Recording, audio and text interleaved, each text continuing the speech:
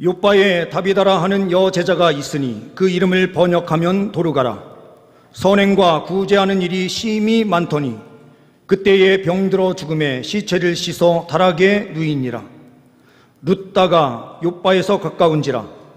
제자들이 베드로가 거기 있음을 듣고 두 사람을 보내어 지체 말고 와 달라고 간청하여 베드로가 일어나 그들과 함께 가서 이르매 그들이 데리고 다락방에 올라가니 모든 가부가 베드로 곁에 서서 울며 도르가가 그들과 함께 있을 때에 지은 속옷과 겉옷을 다 내보이거늘 베드로가 사람을 다 내보내고 무릎을 꿇고 기도하고 돌이켜 시체를 향하여 이르되 다비다야 일어나라 하니 그가 눈을 떠 베드로를 보고 일어나 앉는지라. 베드로가 손을 내밀어 일으키고 성도들과 가부들을 불러들여 그가 살아난 것을 보이니 온 요빠 사람이 알고 많은 사람이 주를 믿더라. 베드로가 요빠에 여러 날 있어 시몬이라 하는 무드장의 집에서 머무니라. 아멘. 오늘 주보에는 앞에가 표시가 되어 있지 않지만 오늘은 사명 두 번째 시간입니다. 요빠의 그리스도인들이라는 제목으로 우리가 함께 사명에 대하여 다시 한번 생각하는 시간을 갖도록 하겠습니다. 준비된 PPT 내용을 보시게 되면은요, 오늘 본문 말씀이 나타나는 그 장소가 있습니다. 예루살렘에서 떨어져 있는 룻다. 예루살렘에서 요빠까지 55km이고요. 룻다에서 요빠까지는 18km 정도 되니 예루살렘에서 룻다는 아마도 37km 정도 이 정도 되지 않을까 생각이 듭니다. 어떻게 됐든 예루살렘에서 55km 떨어져 있는 요빠에서 오늘 슬픔의 소식이 있게 됩니다. 이 요빠에서 있을 때에 룻다에서 어떠한 사건이 펼쳐지는가? 베드로 사도를 통해서 놀라운 역사가 펼쳐지죠. 애니야 중풍병자가 치료되고 회복된 역사가 룻다에서 펼쳐졌습니다. 룻다에 베드로가 와 있다라는 소식이 요빠에까지 들려진 거예요. 베드로가 요빠에 가게 된 그 배경에 대하여 오늘 말씀은 설명해 준과 동시에 이 요빠에서는 베드로가 환상을 보죠. 고넬료 이방인 사람들을 만나게 될 것이고 하나님의 뜻이 그 가운데 있다라는 것을 환상을 통하여 분명하게 보게 됩니다. 그러므로 이곳에는 베드로 환상교회다라고 해서 그 교회가 지어져 있고요. 오늘 마지막 본문 말씀에 나타나고 있는 시몬의 집, 무드장이의 집에서 머물게 되는데 그 머문 집이 바로 저곳이다 해서 세워져 있습니다. 그런데 정말로 그러했는지는 아무도 알 수 없죠. 유대인들은 돈 버는 일에는 아주 기발하거든요. 그러니 성경에 말씀이 있는 그 장소였던 곳에 교회를 세워서 사람들이 오게끔 만들고 그렇게 다 하는 거죠. 지금의 이 모습은 분명히 아니었을 것이고요. 그때의 모습은 그 누구도 알 수 없고 이 장소가 그 장소였는지도 우리는 알 수 없습니다. 우리는 장소를 보면서 신앙생활하는 것이 아니라 이곳에서 하나님께서 어떠한 과정으로 우리에게 말씀을 이 시대에도 주시고 계시는가, 이 말씀을 보면서 말씀 앞에 순종할 때에 넘치는 은혜를 우리에게 허락하여 주시는 줄 믿습니다. 본문 말씀을 통해서 우리는 첫 번째로 사명자 요빠의 그리스도인들은 실천하는 신앙을 가져야 한다, 그들은 실천하는 신앙을 가졌다라는 사실을 우리는 말씀을 통하여 보게 됩니다. 36절 말씀을 보게 되면 이렇게 말씀하고 있습니다. 요빠에 다비다라 하는 여제자가 있으니 그 이름을 번역하면 도르가라. 선행과 구제하는 일이 심히 많더니, 이렇게 되어 있어요. 여제자라고 하는 이 단어는 사도행전에서 이 사도행전 9장 이곳이 최초로 기록되는 내용이에요. 다른 곳에는 남성 제자를 뜻하는 단어가 기록이 되는데 이 부분에서만 유일하게 여제자였다라고 기록을 하고 있습니다. 최초의 여제자로 기록된 사람은 바로 도르가 다비다입니다. 이 아재 개그로 이거를 쉽게 외우자면은, 다비다가 죽어서 주님께로 갔더니 주님께서 도로 가라 해가지고 살아난 사건이 바로 이 말씀과 관련되어 있습니다. 이런 아재 개그를 하면 아주 싫어하는 사람들이 집안에 또 많은데, 오늘 말씀에 도르가가 선행과 구제하는 일이 심히 많더니라고 표현되고 있어요. 선행이라는 것이 무엇입니까? 선행은 하나님 보시기에 좋은 것이 선행이에요.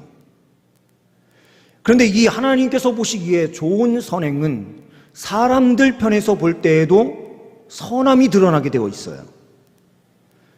그러므로 이 선행은 사람들에게도 인정받는 것이 되고 하나님 편에서도 영광을 받으시는 현장이 되는 것입니다.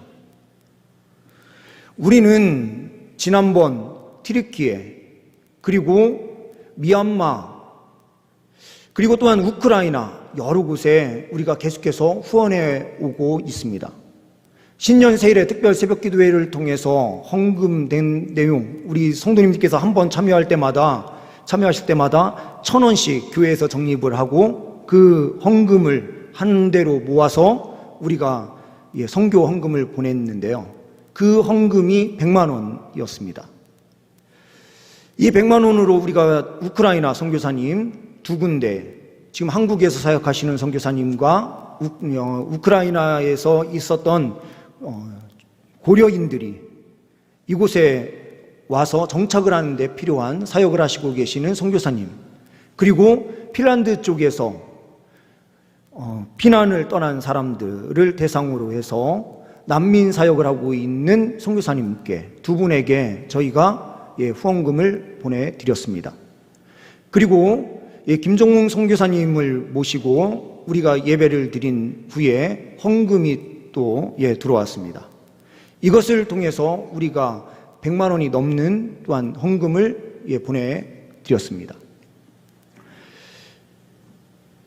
튀르키예 같은 경우에는 우리가 지난 전체 재직회를 통해서 보았듯이 구제비로 우리가 분류를 해놨었는데요. 구제비로 200만 원이 집행됐던 것을 우리 성도님들께서는 확인하셨을 것입니다. 전체적으로 올해에 들어와서 약 500만 원 가까운 돈이 선교 헌금, 구제 헌금으로 집행되었고, 우리 제1남전도에서도 구제하는 사역에 헌신해 주셔서 많은 곳에 또한 함께 동참을 하시고 계세요. 그리고 우리 교단적으로도 기독신문을 보니 이번 튀르키예 지진으로 인해서 어려움을 당하는 곳에 후원하기 위해서 10억을 목표로 해서 모금 운동을 했는데, 목표한 금액보다 6억이 많은 16억이 모아졌다고 해요. 저희들은 교단 차원으로 진행한 것이 아니라 저희는 터키 지역, 튀르키예 지역에 사역자들끼리 함께 모여있는 곳으로 저희가 헌금을 보낸 건데요.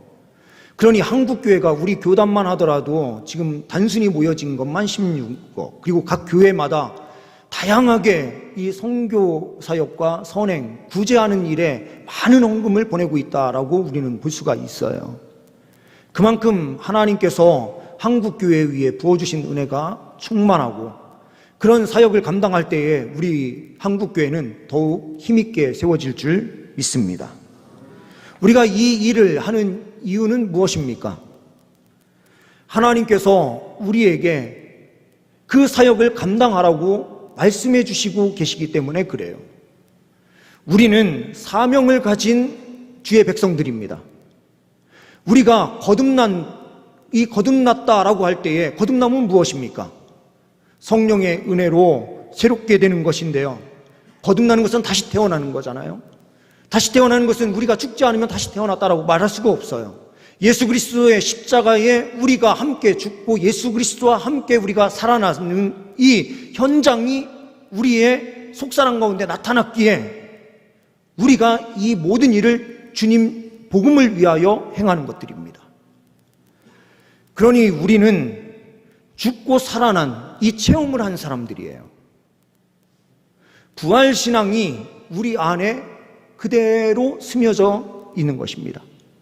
부활한 하나님의 백성들, 그리고 예수 그리스도의 십자가 구속의 은혜가 얼마나 큰지를 아는 우리는 주님의 제자들로 세워져 있고, 주님의 제자는 바로 이 선행과 구제하는 일을 더욱더 확대해 나아가야 된다라는 것입니다. 트럭을 타고 달리던 한 분이 미국 뉴저지의 고속도로에서 리무진 한 대가 서 있는 것을 봤어요. 그런데 깜빡이를 켜고 있는데 비가 내리고 추운 날씨였기 때문에 그냥 지나칠까 하다가 가만히 보니 리무진이기는 해도 좀 도와줘야 되겠다라는 생각이 들어서 한편에 차를 세우고 왜 그런가 보았더니 타이어에 펑크가 나 있었습니다. 리무진 뒤편에 실려 있었던 스페어 타이어는 바람이 다 빠져 있는 상태였어요. 마침 이 트럭 운전기사가 운전한 그 차량은 에어가 나오는 그런 차였기 때문에 바람도 넣을 수 있는 장치가 있었습니다. 그래서 비 오는 날씨에 비를 맞으면서 그 일을 함께 도와주고 펑크난 그 타이어를 교체하는데 함께 했습니다. 일이 다 끝날 때 정도 되니까 뒤에 앉아있던 리무진 뒤편에 앉아 있었던 한 사람이 창문을 딱 내리는 거예요. 딱 봤더니 깜짝 놀랄 사람이 그 뒤에 앉아 있었습니다. 그 사람은 우리가 잘 알고 있는 도널드 트럼프입니다. 그때 이 사람은 대통령 되기도 전이었지만 TV에도 출연을 많이 하고 사람들에게 많이 알려져 있었던 사람이잖아요. 고맙소. 날씨도 춥고 비도 오는데 이렇게 도와줘서 이 고마움을 표하고 싶은데 어떻게 하면 좋겠습니까? 그러자 이 트럭 운전기사가 다른 것은 다 필요 없고요. 내일 화이트데이인데 제 아내를 위해서 장미꽃 12송이만 좀 보내주십시오. 트럼프 씨가 보내준 그 장미 12송이면 우리 아내가 너무 좋아할 겁니다. 팬입니다. 이렇게 이야기를 했어요. 그 다음날 그 주소를 받은 그곳으로 장미꽃 24송이를 보내면서 편지를 보냈습니다. 화이트데이에 행복을 빕니다. 당신 남편의 친구 도널드 트럼프로부터. 뒤에 추신해서 덧붙여진 말이 있었습니다. 당신 집안의 빚을 다 갚았소. 그들은 트럭도 사고 집도 사고 하면서 빚을 많이 지고 있었는데 그 빚까지 다 탕감해줬다라는 내용입니다. 이 세상에 있는 억만장자를 한번 도와줘도 빚이 다 탕감되는데요. 천지 만물을 창조하신 창조주 되신 하나님 앞에 주님의 이름으로 행한 그 선행을 주님께서 갚아주시지 않겠습니까? 물론 이 땅에서 바로 즉시로 갚아주는 그 일을 경험하는 분들도 계실 수 있지만 그렇지 않으신 분들도 계세요. 그러나 주님께서는 마지막 날에 가장 좋은 것으로 우리에게 갚아주시는 하나님이 되시는 줄 믿습니다. 주님의 제자들로 선행과 구제하는 일에 더욱더 힘쓰시는 실천하는 사명자들 다 되시기를 간절히 소망합니다. 두 번째로는 말씀 신앙을 가져야 합니다. 37절 말씀을 보게 되면 이렇게 말씀하고 있습니다. 그때에 병들어 죽음에 시체를 씻어 다락에 누이니라. 이 말씀에서 보게 되면 사람은 당연히 병들어 죽을 수 있죠. 그리고 시체를 닦았다라고 표현되는데요. 우리나라에서도 소천하신 돌아가신 분들의 몸을 깨끗이 닦아주는 그런 염습 단계가 있죠. 장사의 절차로 보게 되면 당연히 이런 일을 행할 수 있을 것 같죠. 그렇죠? 그리고 유대의 장례 절차도 그러한 과정이 있었기 때문에 이것은 특별해 보이지 않아요. 그런데 시체를 씻어서 어디에 누이는가? 다락 위로 올렸다라는 겁니다. 장례를 지낼 때에는 사람들이 쉽게 와서 조문할 수 있도록 하기 위해서 1층에 대부분 빈소를 차리죠. 병풍을 세우고 뒤편에 모셔놓는 이런 장례 문화가 대부분이었을 것이고, 이 몸이 빨리 부패하니 냄새가 나지 않도록 하기 위해서 우리나라 같은 경우에는 향을 피우고요 하죠. 유대에서도 향유를 부었다라고 하는 표현이 있어요. 예수님의 장례를 준비하기 위해서 한 여인이 와서 값진 향유를 부은 그 의식을 보고 나의 장례를 준비하는 것이다라고 예수님께서 말씀하셨죠. 이 부분에서는 그런데 몸을 씻어서 다락에 누일 뿐 향유를 부었다라는 내용이 전혀 나타나지 않아요. 왜 그랬는가? 이것은 구약 성경의 말씀을 붙잡으면서 달려간 것입니다. 구약 성경의 내용은 무엇인가? 열왕기상 17장 19절 22절 말씀을 보게 되면 이렇게 말씀하고 있어요. 엘리야가 그에게 그의 아들을 달라 하여 그를 그 여인의 품에서 받아 안고 자기가 거처하는 다락에 올라가서 자기 침상에 누이고 라고 표현됩니다.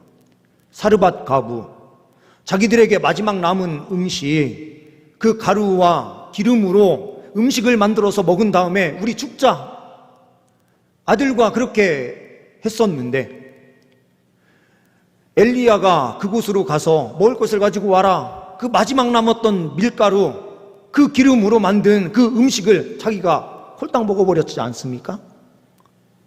그런데 어떠한 역사가 펼쳐집니까? 그렇게 구제와 선행을, 자기의 마지막 것을 그렇게 한 사람을 살리기 위하여 드렸던 그 사건을 통해서 그 가루와 그리고 기름이 마르지 않는 가뭄이 끝날 때까지 채워지는 역사가 펼쳐졌어요.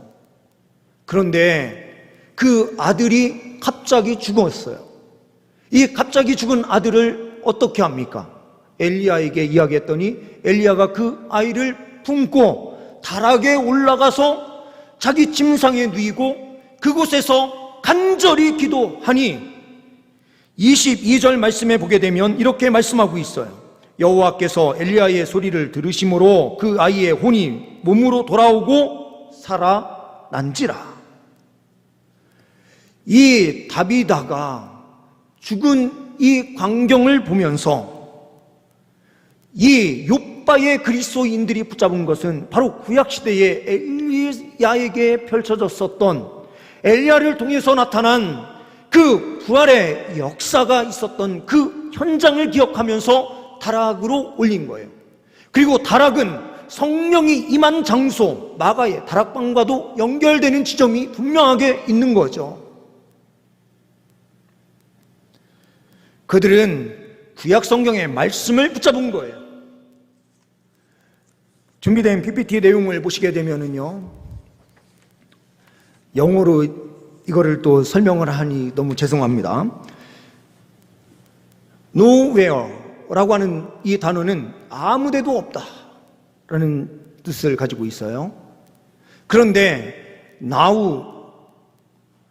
now에서 띄우는 게 아니라 뒤에 있는 W까지 포함해서 이게 분리를 하면 now here가 돼요.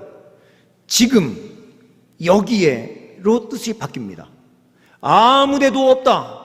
하나님의 말씀이 성취되는 자리는 이제는 이 시대에 우리가 살고 있는 이때는 아무데도 없다라고 생각하는 그리스도인들이 있다면 그것은 말씀 부여잡는 신앙이 아닙니다.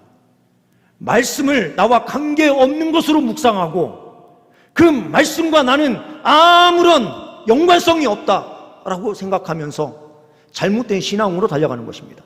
그런데 now here, 지금 여기에 하나님께서 계시고 하나님께서 역사하신다라고 하는 믿음, 구약시대에만 역사하신 하나님이 아니라 이 시대에도 주님께서는 여기 계셔서 우리에게 역사를 베푸신다라고 하는 분명한 믿음을 갖고 달려가는 사람, 이것이 바로 말씀 신앙을 가지고 있는 사람이죠. 이 시대에 저도 마찬가지이고 우리 성도님들도 마찬가지이고요, 말씀이 믿어지지 않아요. Nowhere. Now, here로 우리가 하나님의 말씀을 듣는 것이 아니라, 하나님은 아무 데도 없지, 말씀이 이루어지지 않아. 이런 신앙인들이 얼마나 많은지 몰라요.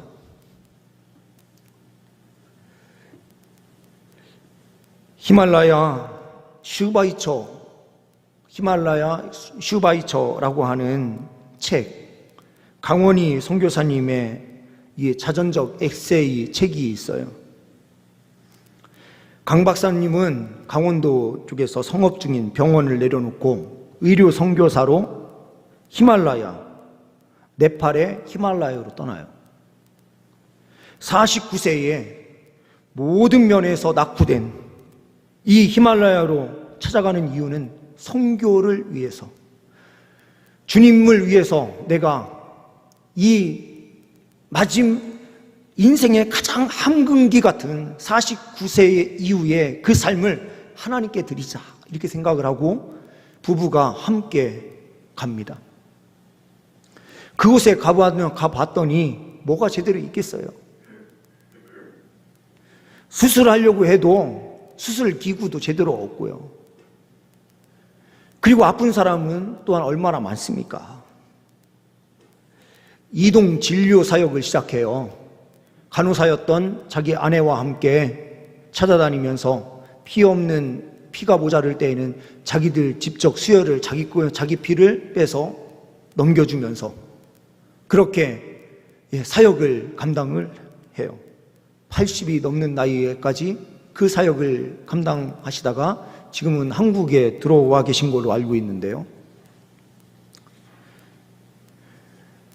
한 번은 30대 중반쯤 되는 부인이 병원에 찾아왔대요. 진단한 결과 장폐색이었습니다.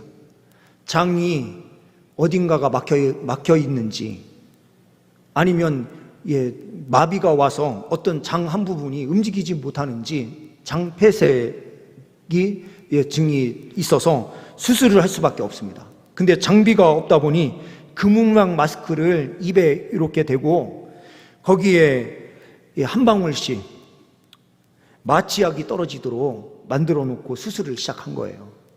그런데 이러다가 큰일 나는 일은 뭐냐면, 구토를 하게 되면 그 오물이 폐에 들어가게 되면 흡인성 폐렴이라는 것이 생기면 자칫하면 그 자리에서 즉사하게 된다는 거예요. 그런데 수술을 하는 가운데에 그 일이 펼쳐진 거예요. 그래서 빠르게 수술을 마무리하고 살려내려고 최선을 다하는데 혈압은 60, 맥박은 130까지, 이런 상황이 막 펼쳐지면서 어떻게 할 수가 없게 된 겁니다. 방법은 기도밖에 없다라고 생각한 이 강원희 선교사님은 자기 직무실 옆쪽으로 가서 기도하기 시작합니다. 3시간 반 동안 간절히 기도하고 일어나서 기도를 마친 후에 회복실로 가서 보니 폐에 죽었던 세포가 생명의 세포로 바뀌기 시작했는지 회복되기 시작해서 완전히 나은 거예요. 자기는요, 지식적으로 분명히 예수 그리스도를 알고요, 믿고 그러면서 주님을 위해서 살아야지 하면서 그곳에 떠났는데요, 이런 강력한 역사를 체험하니 그 길을 더 힘있게 달려갈 수밖에 없었던 거죠. 하나님께서는요, 우리에게도 기도에 응답하시고 역사를 베풀어 주세요. 절망의 자리를 소망의 자리로 바꾸어 주시면서 우리의 삶을 인도해 주시는 분이 우리가 믿는 하나님이십니다. 하나님께서 말씀하셨으면 그 말씀은 어제나 오늘이나 동일하게 이 시대에도 이루어지고 성취되는 말씀인 줄 믿습니다. 우리 그리스도인들이 분명하게 붙잡아야 되는 그 말씀은 하나님의 모든 말씀이 살아서 지금 이 시대에도 주님께서는 이곳에 계셔서 역사하신다라고 하는 분명한 믿음을 갖고 나아갈 때 우리는 승리의 삶을 살게 되는 줄 믿습니다. 세 번째로는 긍정신앙을 가져야 합니다. 38절 이후의 말씀을 보게 되면 이렇게 말씀합니다. 룻다가 욥바에서 가까운지라 제자들이 베드로가 거기 있음을 듣고 두 사람을 보내어 지체 말고 와 달라고 간청하여 베드로가 일어나 그들과 함께 가서 이르매 그들이 데리고 다락방에 올라가니 모든 가부가 베드로 곁에 서서 울며 도르가가 그들과 함께 있을 때에 지은 속옷과 겉옷을 다 내보이거늘 베드로가 사람을 다 내보내고 무릎을 꿇고 기도하고 돌이켜 시체를 향하여 이르되 다비다야 일어나라 하니 그가 눈을 떠 베드로를 보고 일어나 앉는지라. 우리는 베드로의 기도의 능력에 초점을 맞춰서 보지만 오늘은 그 한 초점을 좀 옮겨서 다른 한 곳을 좀 더 보고 싶은 부분이 있어요. 시체를 그렇게 닦아서 다락방에 올려놓은 그들이 빠르게 베드로 사도를 불러오기 위하여 사람을 보내고 있다는 거예요. 절망의 자리에서 믿음으로 긍정의 신앙을 이끌어내는 거예요. 부정적인 상황을 볼 수 있었던 자리에서 부정을 이끌어내는 것이 아니라 하나님의 사람이 오고 하나님께서 역사하시면 이곳은 소망의 자리가 될 수 있다라고 하는 분명한 믿음, 그 긍정이 그 안에 마음에 자리 잡고 있었던 거예요. 욥바의 그리스도인들은 긍정의 신앙을 가지고 있었던 것입니다. 하나님께서 역사하시는 자리가 될 것이다 라고 하는 분명한 믿음, 슬픔이 있고 낙심이 있는 그 자리에서 낙심하는 신앙이 아니라 하나님께서 함께 하시면 불가능한 것이 어디에 있느냐라고 하는 이 긍정의 믿음을 가질 때에 우리는 승리할 수 있게 됩니다. 1968년 6월 미국 콜롬비아 대학 심리학 교수팀이 지갑에 신분증을 넣고 길에 일부러 떨어뜨려 놓습니다. 이 지갑이 몇 %나 돌아오나 이 실험을 하는 거예요. 약 45%의 신분증이 주인에게로 돌아왔습니다. 그런데 6월 4일에 단 하나의 신분증도 주인에게 돌아오지 않았습니다. 그 이유가 뭘까 보니 이 1968년 6월 4일은 로버트 케네디가 암살당하여 죽은 날입니다. 이 슬픈 소식이 사람들의 마음을 부정으로 이끌어 들인 거예요. 그러다 보니 무엇인가 주소도 돌려주려고 하는 의지가 그들에게 생기지 않더라라는 겁니다. 우리는요, 슬픔의 자리에서 예수 그리스도를 붙잡을 때에 우리는 부정의 자리에 머무는 것이 아니라 그것을 바꾸어서 긍정으로 만들어내고 그것을 믿음으로 바꿔내는 역사가 펼쳐지는 거예요. 어떤 회사 입사에서요, 면접을 보는데요, 면접장에서 사장이 종이 한 장에 점 하나를 딱 찍어가지고요, 딱 들어 보이면서 이 면접 보러 온 사람들한테 질문을 하는 거예요. 여기에서 무엇이 보입니까? 99.9%에 가까운 사람들이, 99%에 가까운 사람들이 다들 점이 보입니다. 검은 점이 보입니다. 그 점에 대하여 어떻게 생각합니까? 라고 말할 때에 대부분의 사람들이 그 흰 백지에 검은 점이 하나 있으니 유난히 눈에 띕니다. 너무 아쉽습니다. 이렇게 이야기를 하는 거예요. 그런데 어떤 한 사람은 이렇게 답변을 했습니다. 네, 저는 흰 종이가 보입니다. 더 넓은 흰색이 보입니다.